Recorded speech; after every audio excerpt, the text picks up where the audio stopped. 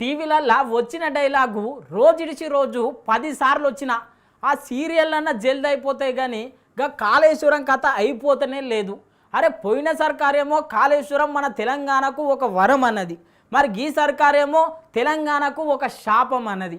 ఇక అటెనక పెద్ద లొల్లి, ఇక లొల్లి అయిపోయినాక కమిషన్ అయిపోయినాక విచారణ, ఇక విచారణ వచ్చినాక మొత్తం మీద అయితే మరి కోర్టుకి ఎలా గీ ముచ్చట చెప్పింది. ఇక గదేందో తెలవాలంటే మన జిగేల్ రాని ముచ్చట చూడాలి. ఏం మేడిగడ్డను బొందలగడ్డ చేసిండ్రు, కాళేశ్వరం ప్రాజెక్టుతోని లక్షల కోట్ల రూపాయలు దోషిండ్రు. గిదెక్కడి ప్రాజెక్ట్ అయ్యా, మా చెయ్యి పట్టున్నప్పుడు గింతకంటే గొప్ప ప్రాజెక్టులు కట్టినాం. ఇక గిల లెక్క చూస్తాము, గిల కథ చూస్తాము అన్నట్టు మొత్తం మీద అయితే మొన్న సీఎం రేవంత్ సారు మేడిగడ్డ పోయిండు. ఇక మేడిగడ్డ మొత్తం తిరిగి గట్టిగానే అరుచుకున్నాడు. సారు అరుచుకునుడే కాదు, ఒక కమిషన్ కుట్టేసిండు మళ్ళా కాళేశ్వరం ప్రాజెక్టు మీద. ఇక కమిషన్ కాళేశ్వరంలా తప్పులు జరిగినాయి అని చెప్పి మొత్తం మీద అయితే సర్కారుకు నివేదిక ఇచ్చింది. ఇక ఇంకేమున్నది, గా కేసును సిబిఐకి అప్పచెప్పిండ్రు. ఇక గాముచ్చట మీదనే మాజీ మంత్రి Harish Rao sir car party లీడర్లు హైకోర్టుకు పోయిండ్రు. అరే మేము చేసింది ఏం లేదు, మేము న్యాయంగా ధర్మంగా చేసినాము, ఇక మా మీద ఎటువంటి చర్యలు తీసుకోవద్దు అని చెప్పి హైకోర్టుకు చెప్పిండ్రు.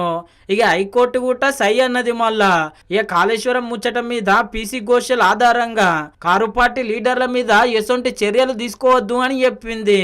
In view of the elaborate discussion made and the reasons recorded herein above, this court holds 1. That the constitution of the Commission of Inquiry under Section 3 of the Commissions of Inquiry Act 1952 by GOMS number 6 dated 14th March 24 is neither arbitrary, illegal nor ultra vires the Constitution of India and the Commission of Inquiry Act 1952, and 2.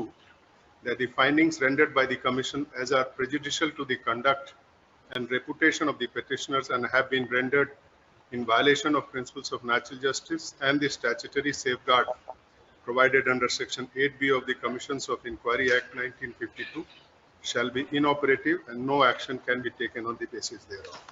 ఇక ఇంకేమున్నది, car party లీడర్లు చిన్న లీడర్ల కాడికెళ్ళి పెద్ద లీడర్ల దాకా అందరూ full ఖుషి అయ్యిండ్రు. మళ్ళా ఇవాళ కూలింది కాళేశ్వరం కాదు, కేసీఆర్ గారి మీద మీరు చేసిన కుట్రలు, మీ కుటిల ప్రయత్నాలు నేటితో కూలిపోయాయి. కూలింది కాళేశ్వరం కాదు, మీరు నిర్లజ్జగా సిగ్గు విడిచి ఎవరేమనుకుంటారో అని కూడా సోయి లేకుండా చేసిన అబద్ధాలు, ప్రచారం చేసిన అబద్ధాలు ఈరోజు గోదావరి ప్రవాహంలో కొట్టుకొని పోయినాయి. కూలింది కాళేశ్వరం కాదు, కూలింది ఇన్ని రోజులు మీరు మోసపూరిత గారడీ ఏదైతే చేశారో అది కూలింది. సత్యమేవ జయతే అని మరొకసారి నిజం నిరూపితమైంది. నిజం నిఖార్సుగా ఇవాళ కాలరెగిరేసి నిటారుగా నిలబడ్డది. ఈ రోజు హైకోర్టు ఇచ్చిన తీర్పు తాత్కాలికంగా ఓన్లీ టెక్నికల్ గ్రౌండ్స్ ఏదైతే జ్యుడిషియల్ కమిషన్ సంబంధించిన టెక్నికల్ గ్రౌండ్స్ ని పరిశీలన గురించి మటుకి హైకోర్టు మాట్లాడింది తప్ప ఎక్కడ కూడా ఎవరికి కూడా దీంట్లో క్లీన్ చిట్ ఇవ్వలేదు. క్లీన్ చిట్ రాకముందే నిన్న భయానికి ఢిల్లీకి వెళ్లి ఢిల్లీ పెద్దలు కొంతమంది బీజేపీ నాయకులతో లోపాయిక ఒప్పందాలు చేసుకొని ఏది కాకముందే జరిగిపోయినాము, బయటపడ్డామని చెప్పి హైకోర్టు తీర్పు కూడా సిబిఐ యొక్క విచారణకి ఎటువంటి అడ్డంకి కూడా లేదు.